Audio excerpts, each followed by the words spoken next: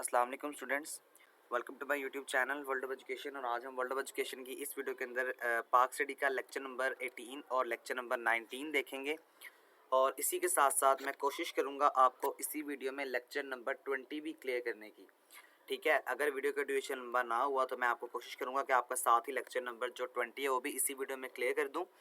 इसी के साथ साथ स्टूडेंट्स मैं आपको इंग्लिश हैंडआउट्स के साथ साथ उर्दू हैंडआउट्स भी दिखाऊंगा, जिसका बेसिक फ़ायदा आपको ये होगा कि आप वहाँ से देखेंगे और इस काबिल हो जाएंगे कि आप सेल्फ राइटिंग में जो स्टडी है, अपना जो कंटेंट है वो आप लिख सकें।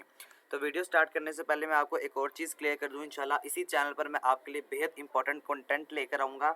आपके लिए मैं आपको तैयारी करवाऊँगा। ये जो आपकी फाइनल टर्म की है MCQs की फ़ाइल होगी, इसके अलावा सब्जेक्टिव होंगे, शॉर्ट क्वेश्चन होंगे, पास्ट पेपर्स होंगे।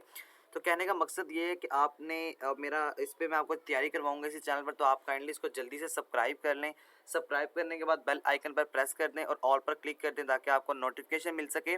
इसी के साथ साथ मैं आपको जो है जो करंटली पेपर्स आ रहे होंगे वो भी मैं आपके साथ शेयर कर दूंगा विद इन आफ्टर 5 मिनट्स। और वो पेपर आप में भी क्वेश्चन आ सकते हैं, तो आपने उसको पहले से प्रिपेयर किया होगा तो आपको फ़ायदा इंशाल्लाह होगा।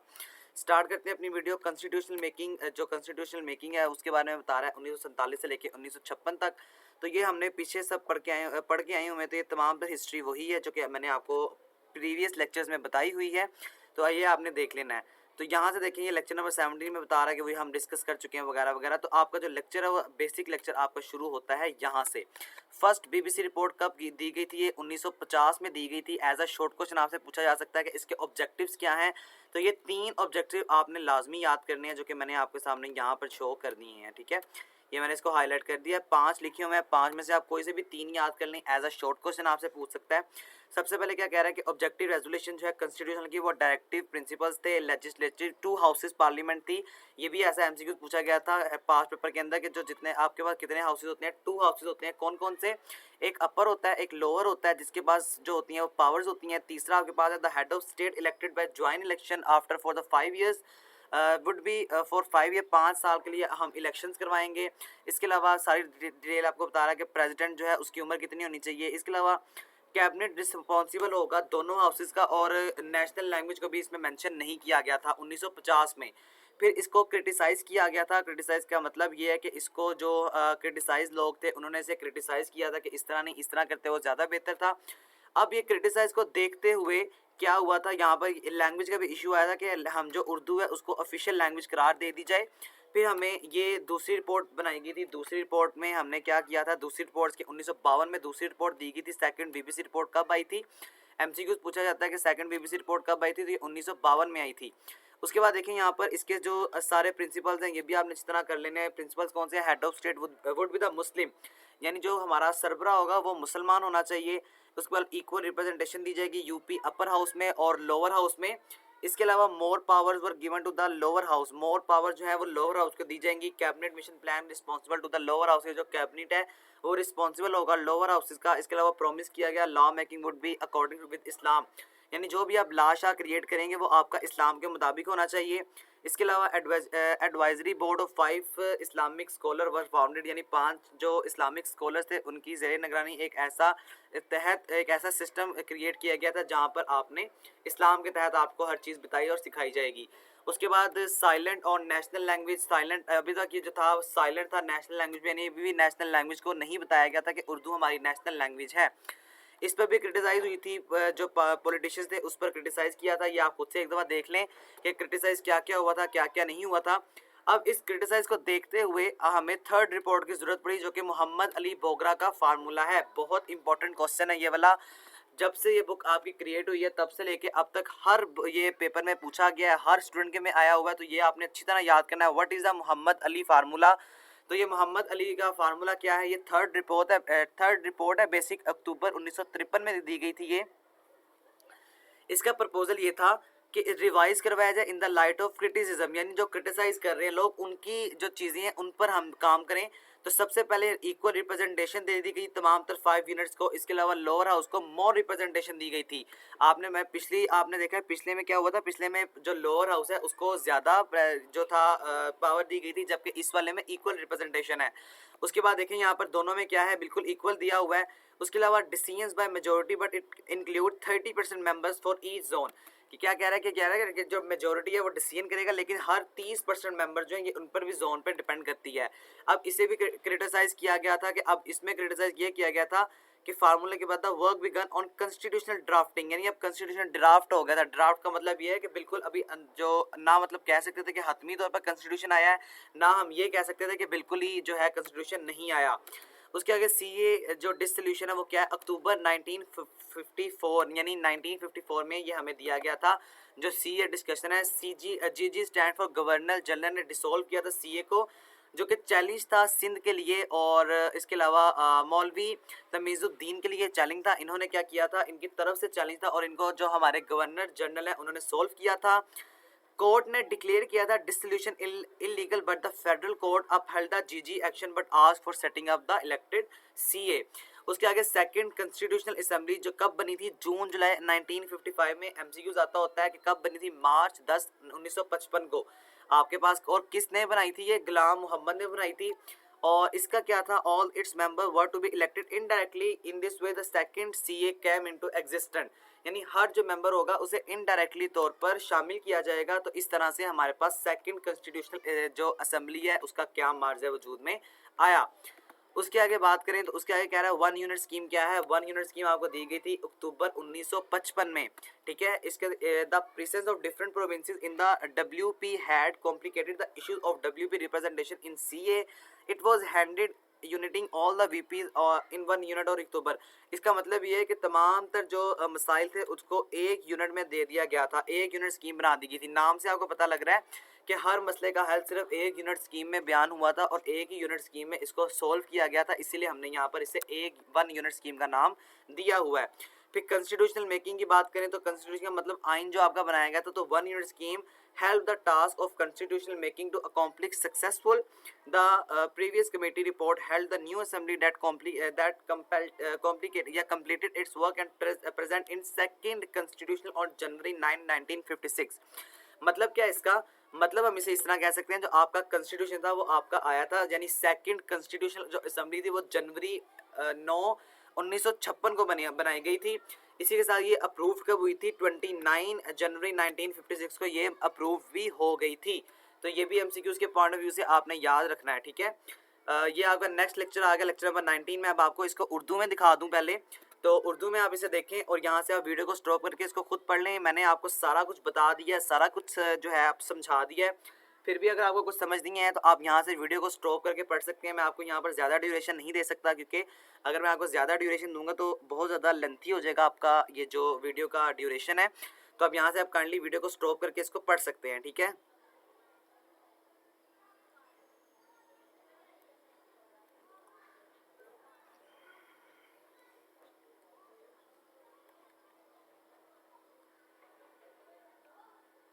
मैंने आपको सारा कुछ दिखा भी दिया है, बता भी दिया है, समझा भी दिया है, लेकिन फिर भी अगर आपको कुछ समझ नहीं आया तो आप मुझसे कमेंट्स में लाजमी पूछ लें। इंशाल्लाह एज सून एज पॉसिबल मैं आपके कमेंट का रिप्लाई करके आपको ज़रूर जो है आपका जो कॉन्सेप्ट है वो क्लियर करने की कोशिश करूँगा, ठीक है। तो यहाँ तक आपका लेक्चर नंबर 18 था। अब हम लेक्चर नंबर 19 की बात करेंगे, और लेक्चर नंबर 19 भी आपका छोटा सा है, ईजी है, मुश्किल नहीं है। तो इंशाल्लाह पास्ट पेपर की जो तैयारी होगी वो भी मैं आपको इसी चैनल पर करवाऊँगा। तो अगर आपने चैनल को सब्सक्राइब नहीं किया हुआ तो सब्सक्राइब कर लें, बेल आइकन पर प्रेस कर दें। और इसके अलावा स्टूडेंट्स आपसे एक और रिक्वेस्ट है कि मेरा चैनल अभी इनिशियलाइजेशन पर है। आप कोई भी अगर प्लेटफॉर्म इस्तेमाल करते हैं सोशल मीडिया का, काइंडली इसका लिंक उस पर भी शेयर करें ताकि मेरे सब्सक्राइबर्स इंक्रीज़ हों और मुझे आपके लिए वीडियोज़ बनाने का फ़ायदा हो सके। तो चलते हैं अपने इंग्लिश हैंडआउट्स की तरफ। अब 1956 का आइन क्या था, 1956 के आइन की बात करेंगे हम। तो इसके अंदर the constitution of 1956 was passed after long deliberations, यानी कि 1956 का जो आइन था उसको पास किया गया था एक लंबे सफ़र के दौरान और एक लंबी मुश्किलात के जो दौरान है। यानी देखें एक अबूरी जो दस्तूर है, यानी कि बिल्कुल एक मुश्किल जो सफ़र है, उसके बाद आपका जो आइन है उसको पास किया गया था। उसके आगे हम इंग्लिश हैंडआउट्स की बात करें तो इंग्लिश हैंडआउट्स में आपको क्या कह रहा है आगे कि अब यहाँ पर क्या था, 234 आर्टिकल और 6 शेड्यूल थे। ये बहुत इंपॉर्टेंट एमसीक्यूज है आपका, ये आपने याद रखना है एमसीक्यूज के पॉइंट ऑफ व्यू से। कितने आर्टिकल्स थे 1956 के कॉन्स्टिट्यूशन में, ये हर दफ़ा क्वेश्चन आता होता है, तो इसको आपने अपने माइंड से स्किप नहीं करना, ये अच्छी तरह लाइनें याद करनी जो कि मैं आपको बता रहा हूँ। उसके आगे क्लियर इम्पैक्ट पड़ा था इस पर गवर्नमेंट ऑफ इंडियन एक्ट 1935 पे। और फीचर्स की बात करें तो इसके अंदर पार्लियामेंट्री सिस्टम है जो कि पार्लियामेंट को बताता है। अच्छा, ये भी एमसीक्यूज आता होता है, द प्रेसिडेंट यानी जो पार्लियामेंट सिस्टम के अंदर the president would be 45 years age, जो प्रेसिडेंट की एज है वो 45 लाजमी होनी चाहिए। ये अप्रूव किया था 1956 के आइन में। ये एज आ एमसीक्यूज आता है कि 1956 के आइन के मुताबिक जो प्रेसिडेंट है मुसलमानों का, उसकी कम से कम एज कितनी होनी चाहिए, 40 ईयर्स होनी चाहिए, 35 ईयर या 45 ईयर। तो इसका करेक्ट आंसर 45 है।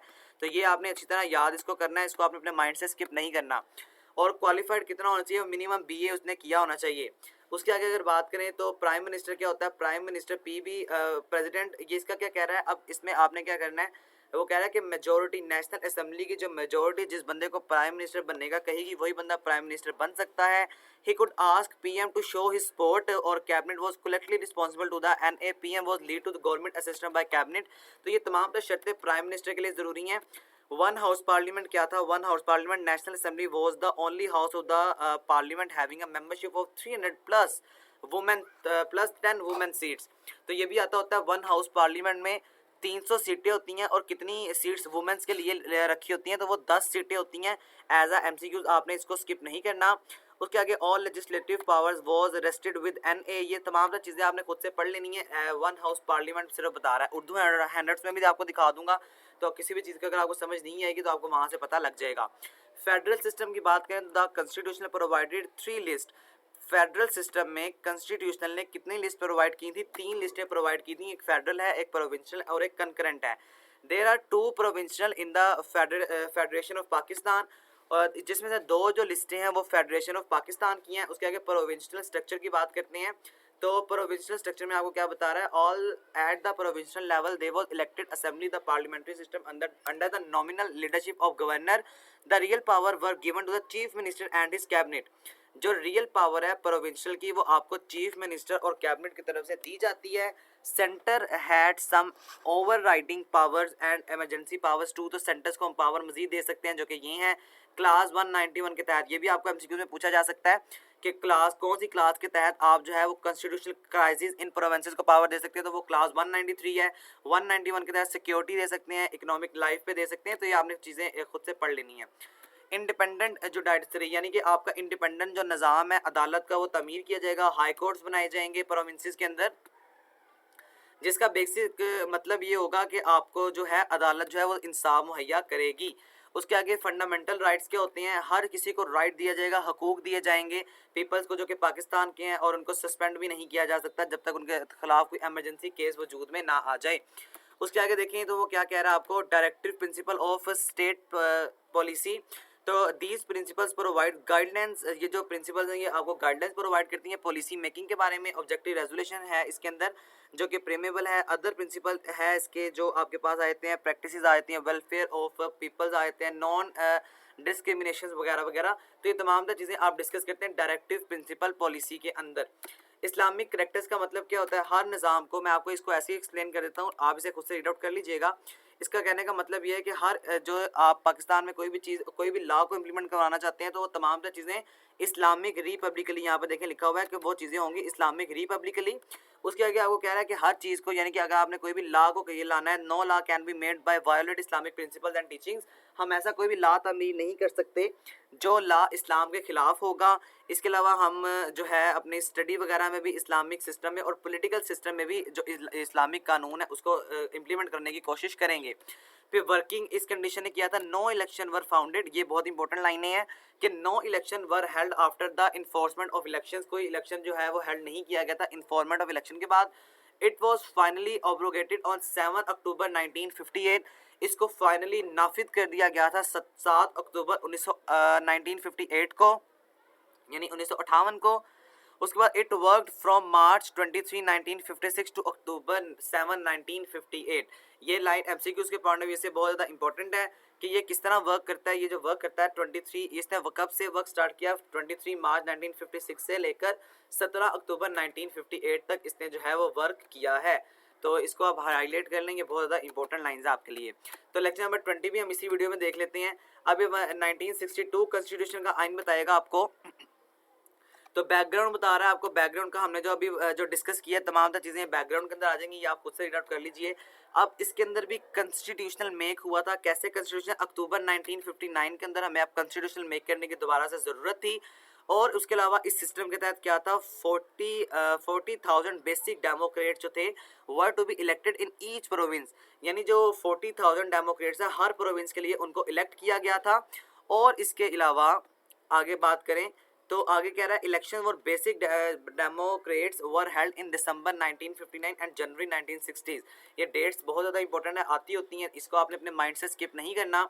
उसके आगे फरवरी 1960 में जो आपके पास था चेयरमैनशिप थी जस्टिस की, उसमें हमने जो है चीफ जस्टिस को फॉर्मर किया था। अब इसके पॉइंट्स देख लें तो क्या था, जीनियस ऑफ पीपल है, स्टैंडर्ड ऑफ एजुकेशन है, ये तमाम चीज़ें यानी कि एजुकेशन को किया जाएगा, पीपल जो लोग हैं उनकी जहानत को मद्देनजर रखा जाएगा, नीड ऑफ डेवलपमेंट, अभी हमें मजीद तरक्की की ज़रूरत है, इसके बारे में आपको इस आइन के मुताबिक जो कि 1962 का आइन है उसमें बताया गया था। ये यहाँ से आपका लॉन्ग क्वेश्चन आता होता है, ये बहुत ज़्यादा इंपॉर्टेंट चैप्टर्स हैं, इनको आपने अच्छी तरह रीड आउट कर लेना है, ठीक है।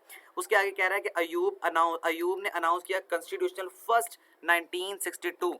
किसने अनाउंस किया था 1962 का आइन, अयूब ने अनाउंस किया था। ये भी आपका एमसीक्यूज आता होता है, इसको भी आपने याद रखना है। और ये जो 3-4 लाइनें जो कि मैंने यहाँ पे हाईलाइट कर दी हैं, new constitution was in force on June 8 1962।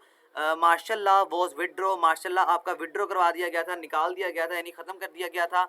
The new constitution was consisted 250 articles and 5 schedules. बहुत इंपॉर्टेंट एमसीक्यूज है आपका ये वाला, कि वो कह रहा है कि जो 1962 का जो आइन है इसके कितने आर्टिकल्स हैं, इसके आर्टिकल्स हैं ये आपने याद रखना है, ये एज आ एमसीक्यूज आपसे पूछे जाते हैं। 1956 के मुताबिक कितने आर्टिकल्स हैं, 1952 के या 1956 के मुताबिक कितने आर्टिकल्स हैं, 1962 के मुताबिक कितने आर्टिकल्स हैं, तो ये 250 आर्टिकल्स हैं और 5 शेड्यूल्स हैं, ठीक है। उसके आगे साइलेंट फीचर क्या है, टाइटल ऑफ स्टेट है। टाइटल ऑफ स्टेट का मतलब है कि हम कौन सा नाम रखेंगे, तो आपको नाम को पता है, इस्लामिक रिपब्लिक ऑफ पाकिस्तान जो है वो नाम रखा जाएगा प्रेसिडेंशियल लॉ के मुताबिक। अब देखें मैंने आपको भी बताया था प्रेसिडेंशियल लॉ के मुताबिक 1956 के आइन के मुताबिक ये जो उम्र है वो 45 ईयर्स होनी चाहिए, जबकि आपकी प्रेसिडेंशियल सिस्टम के मुताबिक 1962 के आइन के मुताबिक आपकी जो उम्र है वो 40 ईयर्स ऑफ ओल्ड होनी चाहिए। तो ये दो बेसिक डिफरेंस है, ये आपको बहुत ज़्यादा कंफ्यूज करते हैं एमसीक्यूज में, तो ये चीज़ें आपने अच्छी तरह से अपने माइंड में बिठानी है, ठीक है। उसके आगे बात करें पावर ऑफ प्रेसिडेंट की, कि पावर क्या क्या पावर्स हैं प्रेसिडेंट के पास।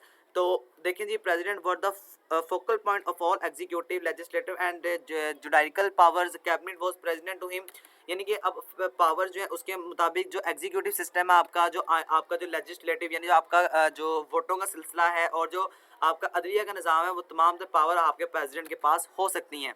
नेशनल असेंबली की बात करें तो नेशनल असेंबली में क्या था, 1 हाउसेस था, बेसिक प्रिंसिपल था, और इसके अंदर 2 विंग्स थे कंट्री में, और 150 सीटें थी। अब यहाँ पर सीटों को भी कम कर दिया गया है, पहले आपके पास 300 सीटें थी, 10 सीटें वुमेन के लिए रिजर्व कर दी गई थी। अब यहाँ पर देखें तो 150 सीट्स हैं और 6 सीट जो है वो वुमेन्स के लिए रिजर्व की गई हैं, ठीक है। ये बेसिक डिफरेंस है, इन बेसिक डिफरेंस को आपने अच्छी तरह से अपने माइंड में बिठा लेना है एज आ लॉन्ग क्वेश्चन। ये चैप्टर बहुत ज़्यादा इंपॉर्टेंट है, आपका बेसिक लॉन्ग क्वेश्चन आता ही यहीं से है। लेजिस्लेटिव पावर्स की बात करें तो वह क्या कह रहा है कि अब आपके पास वही बात है जो कि मैंने आपको ऊपर बता दिया कि प्रेसिडेंट के पास लेजिस्लेटिव पावर होगी, प्रेसिडेंट के पास होगी, और उसके मुताबिक प्रेसिडेंट काम वगैरह कर सकता है। फाइनेंशियल पावर्स का देखें तो फाइनेंशियल पावर लिमिटेड दी जाएंगी प्रेसिडेंट को, only new expenditures would be voted, यानी जो न्यू एक्सपेंडिचर आपके पास उसी को सिर्फ वोट दिया जाएगा, इसके अलावा रिजेक्ट कर दिया जाएगा अगर कोई भी रिकरिंग, यानी कि रिकरिंग का मतलब ये है कि बार बार अगर आपके पास एक एक्सपेंस आ रहा है तो अगर वो एक्सपेंस आएगा तो उसको रिजेक्ट कर दिया जाएगा। फेडरलिज्म की बात करें तो there are 2 provinces of federalism, 2 provinces है फेडरलिज्म में, ईस्ट पाकिस्तान और west Pakistan, only 1 list of subject, तो सिर्फ एक सब्जेक्ट को लिस्ट यहाँ पर किया गया था। प्रोविंशियल गवर्नमेंट की बात करें तो governments governor were head to the provinces and govern the province with the cabinet. यहाँ पर अब ये कह रहा है कि अब गवर्नमेंट्स जो है अपने प्रोविंशियल के दरमियान खुद बनाएंगे, जो आजकल भी आपका देखें निज़ाम चल रहा है, हर प्रोविंस की अपनी अपनी गवर्नमेंट है, तो यही बात कर रहा है कि हर जो प्रोविंस है अपनी अपनी गवर्नमेंट को खुद तामीर या खुद बनाएगा, और वहीं से आपका जो काम वगैरह है वो चलना स्टार्ट हो जाएगा। प्रिंसिपल देखें पॉलिसी के तो national solidarity would be observed है, interest of backward people would be looked after, opportunities for participating in national life, educational and well-being people। तो ये तमाम तर प्रिंसिपल्स हैं, इनको आपने याद करना है, ये ऐसे शॉर्ट क्वेश्चन आपसे पूछे जा सकते हैं, ठीक है। उसके आगे फंडामेंटल राइट्स क्या होते हैं, फंडामेंटल राइट्स का मतलब ये होता है कि आपने कुछ ना कुछ राइट्स देने अपने लोगों को। पॉलिटिकल पार्टीज़ का मतलब ये है कि आपकी जो पॉलिटिकल पार्टीज़ है उनको इंट्रोड्यूस करवाया गया 1962 के अंदर आइन के मुताबिक, ये भी आपके एमसीक्यू आता होता है। इस्लामिक रिवीजन है, और इसके अलावा advisory council for Islamic ideology है। तो ये इसके लिए आपको मेंबर्स याद रखने हैं कि 5 से लेकर 12 तक मेंबर्स थे। इस्लामिक रिसर्च है, मतलब क्या है कि आपका इस्लाम के मुताबिक हर काम होगा। और आखिरी जो आपकी लाइन है कॉन्स्टिट्यूशनल रिमाइंड इन्फोर्स, ये भी आपने याद रखनी है, ये बहुत ज़्यादा इंपॉर्टेंट है as a MCQs point of view. जो कॉन्स्टिट्यूशन है उसको रिमाइंड किया जाएगा 8 जून 1962 से लेकर 25 मार्च 1969 तक। ठीक है, तो ये आपके सारे चैप्टर्स थे। आई होप आपको समझ आ चुके होंगे। कुछ भी अगर आपको समझ नहीं आया तो आपने मुझसे कमेंट्स में लाजमी पूछ लेना है। मैं इंशाल्लाह एज सुन एज पॉसिबल आपके कमेंट का रिप्लाई करके आपको जो है वो आपका कॉन्सेप्ट क्लियर करने की कोशिश करूँगा। इसके साथ साथ स्टूडेंट्स आपसे यही रिक्वेस्ट है कि आप मेरे अगर चैनल पर न्यू है तो इसको सब्सक्राइब करें, लाइक करें मेरी इस वीडियो को, और इस वीडियो का लिंक जहां तक पॉसिबल हो सकता है अगर आप कोई भी सोशल मीडिया प्लेटफॉर्म इस्तेमाल कर रहे हैं वहां पर डाल दें। इसके अलावा इसी चैनल पर हम इंशाल्लाह फाइनल टर्म की प्रिपरेशन करेंगे, तो आपने मेरा चैनल सब्सक्राइब लाजमी करना है ताकि आपको बर वक्त नोटिफिकेशन मिल सके। सब्सक्राइब करने के बाद बेल आइकन पर भी लाजमी जो है वो क्लिक कर देना आपने। इसी के साथ साथ अगर मैं आपको उर्दू हैंडआउट्स भी दिखाता जाऊँ तो ये उर्दू हैंडआउट्स हैं, आप इसको खुद से वीडियो को स्टॉप करके देख लीजिएगा। ठीक है, आपको इंशाल्लाह यहाँ से समझ ज़रूर आ जाएगी। इसको स्टॉप करते जाएं और साथ साथ इसको देखते जाएं। जो इंग्लिश में बातें मैंने आपको समझाई हैं, बताई हैं, वही यहाँ पर ये आपको बातें बता भी रहा है और सिखा भी रहा है। और स्टूडेंट्स इसके अलावा जो आपके रिमेनिंग सब्जेक्ट्स हैं एज लाइक CS 101 है, मैथ 101 है, इसके अलावा आपके पास जो है MGT 101 है, और इंग्लिश है ENG 101। ये तमाम तरह सब्जेक्ट्स की तैयारी भी मैं आपको इसी चैनल पर करवाऊंगा। तो आप सब्सक्राइब करना काइंडली मत भूलें। सब्सक्राइब करें, लाइक करें, दोस्तों के साथ शेयर करें और मुझे सपोर्ट करें। मुझे आपकी सपोर्ट की बेहद ज़रूरत है अभी। बिल्कुल अभी मेरा चैनल इनिशियलाइजेशन पर है और इसके अलावा जो है वो बहुत ज़्यादा मेहनत लगती है आपके लिए वीडियोज़ बनाने में। तो सब्सक्राइब करना यार मत भूला करें, अपने दोस्तों को भी कहा करें इसको सब्सक्राइब करें, शेयर करें। आपके जो यूनिवर्सिटी के ग्रुप्स बने हुए हैं ताकि मेरे सब्सक्राइबर्स भी इंक्रीज़ हों और मुझे भी फ़ायदा हो सके। तो ये आपका लेक्चर था, आई होप आपको समझ आ चुका होगा। मैं आपको फिर यही कह रहा हूँ, वीडियो का ड्यूरेशन थोड़ा सा लंबा हो गया है तो आप इसे काइंडली जो है वहाँ पर स्टॉप कर करके देख सकते हैं। ठीक है, कुछ भी समझ नहीं आया तो आपने मुझसे कमेंट्स में लाजमी पूछ लेना। मुझे इजाज़त दें, अल्लाह हाफिज़।